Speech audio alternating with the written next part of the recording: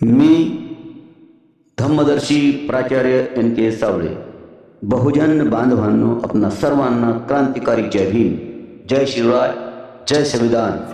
October 1929 doctor Babasaheb आंबेडकरांच्या प्रेरणेने पुण्यामध्ये पर्वती मंदिर सत्याग्रह झाला होता। याबाबत तुम्हाला माहिती आहे का? त्या काळी अस्पृश्यांना देवळात जाण्याचा अधिकार नव्हता। त्यावेळी स्थानिक लोकांचा या सत्याग्रहाला प्रचंड विरोध झाला। असं असलं तरी हा दिवस इतिहासात कोरला गेला, कारण धर्माच्या नावाखाली होणाऱ्या अन्यायाविरुद्धचा हा लढा होता। आणि हो, पर्वती मंदिर सत्याग्रहापूर्वी देखील म्हणजे 1925 मध्ये बाबासाहेबांच्या विचारांनी प्रेरित होऊन अमरावतीमध्ये अंबादेवी मंदिर सत्याग्रह देखील झाला होता। बाबासाहेबांच्या प्रेरणेने अनुयायांनी मंदिरात प्रवेश करण्याचा प्रयत्न केला। त्यांचा प्रश्न एकच होता, देव जर सर्वांचा असेल तर देवाची देवळं, मंदिरं सर्वांची का नाहीत? हा लढा छोटा होता, पण पुढच्या मोठ्या आंदोलनाचा पाया ठरला।